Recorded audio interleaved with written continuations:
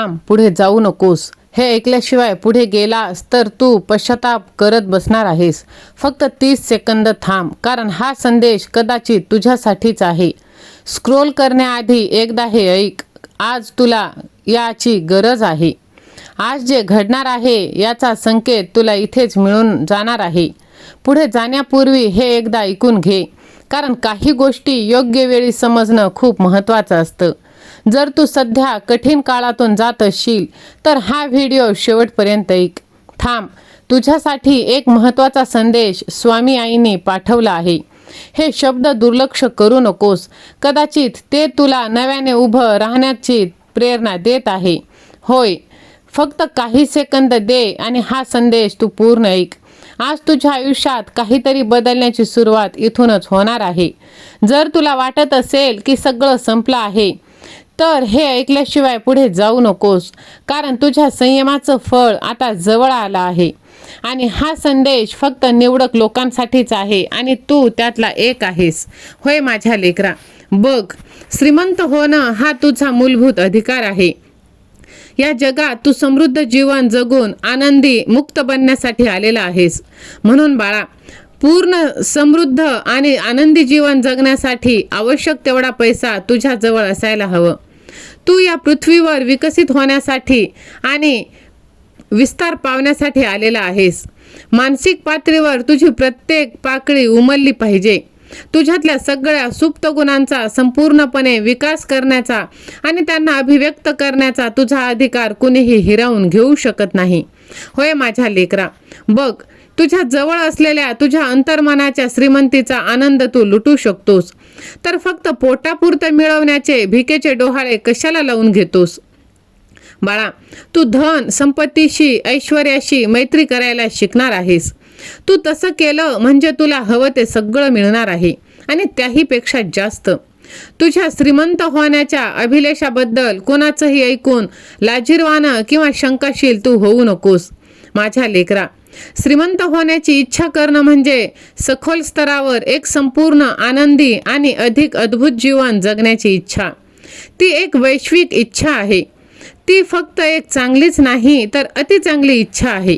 होय माझ्या लेकरा, पैसा हे विनिमयाचं एक प्रतीक आहे. तुझ्यासाठी ते फक्त गरजांपासून मुक्तता मिळवण्याचं प्रतीकच नाही, तर ते सौंदर्य, सुसंस्कृतपणा, विपुलता आणि वैभव याचं सुद्धा चिन्ह आहे. जेव्हा तुझ्या शरीरात रक्ताचा प्रवाह मुक्तपणे वाहतो तेव्हा तू शारीरिकदृष्ट्या स्वस्थ असतो. जेव्हा पैसा तुझ्या जीवनात मुक्तपणे वाहतो तेव्हा तू आर्थिकदृष्ट्या स्वस्थ असतोस.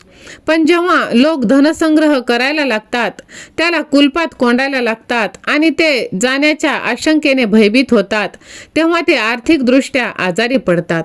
होय माझ्या लेकरा, तुम्ही ज्याचा विचार करू शकता अशा प्रत्येक वस्तूनं इतिहासातल्या कोणत्या ना कोणत्या काळी आणि ठिकाणी पैशाचं रूप घेतलेलं आहे. जसं सोने चांदी तर आहेच, शिवाय मीठ, मोती, विविध प्रकारच्या शोभेच्या वस्तू आहेत.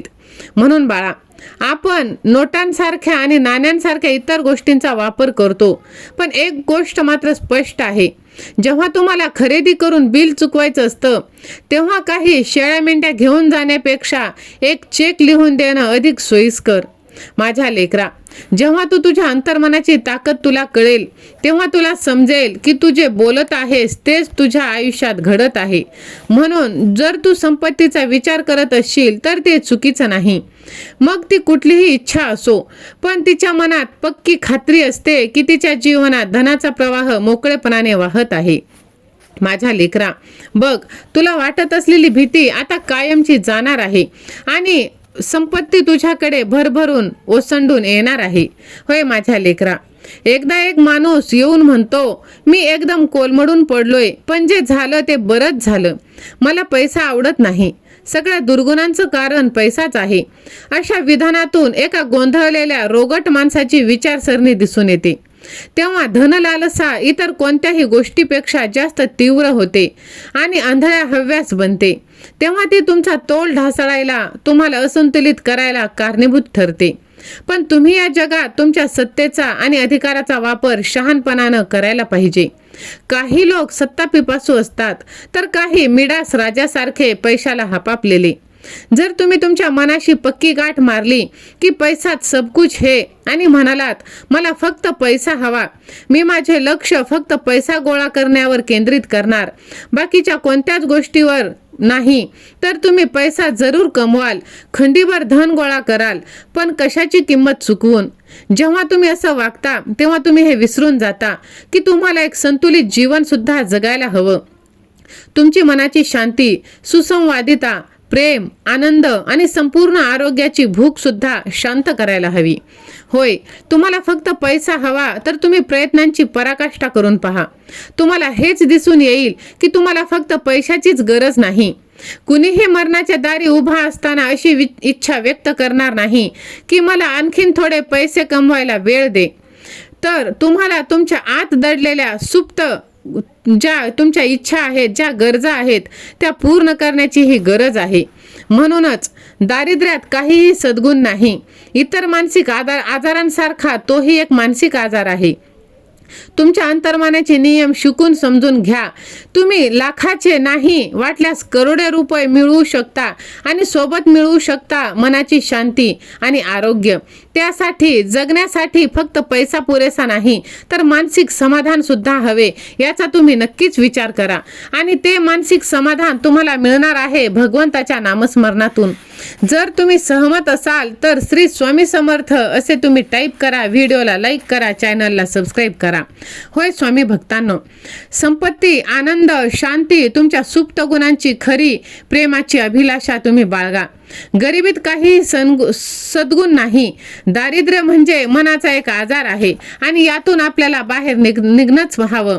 होय, पैशासाठी कधीही घाण, कचरा असे शब्द वापरू नका किंवा मी संपत्तीचा धिक्कार करतो असं तुम्ही कधीच म्हणू नका. तुम्ही ज्याची निंदा करता ते गमावून बसता. पैसा हा मुळात कधीच चांगला आणि वाईट नाही, पण त्याच्याकडे तुम्ही ज्या दृष्टीने पाहता तसाच तो बनत असतो. जर तुम्हाला पैशाची आणि मनाची श्रीमंती हवी असेल तर पुन्हा पुन्हा म्हणा, मला पैसा आवडतो, मी त्याचा उपयोग शहाणपणानं, सर्जनशीलतेनं आणि न्यायपूर्ण रीतीनं करणार आहे. मी पैशाला आनंदानं मुक्त करतो आणि तो 1000 पटींनी वाढून माझ्याकडे परत येतो. बघा, जसं तुम्ही विचार कराल अगदी तसंच तुमच्या आयुष्यात घडणार आहे.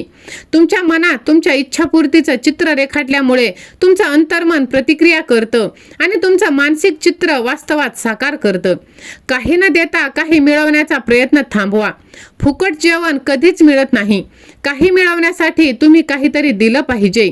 जर तुम्ही तुमच्या लक्ष्याकडे, आदर्शाकडे आणि धाडसाकडे मानसिक दृष्ट्या लक्ष दिलत तर तुमचं गहन मन नेहमी तुम्हाला पाठिंबा देईल.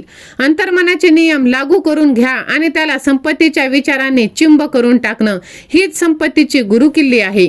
आजचा व्हिडिओ तुम्हाला आवडला असेल तर व्हिडिओला लाईक, शेअर, सबस्क्राईब करा. कमेंट बॉक्समध्ये मी श्रीमंत होणारच असे टाईप करा. धन्यवाद.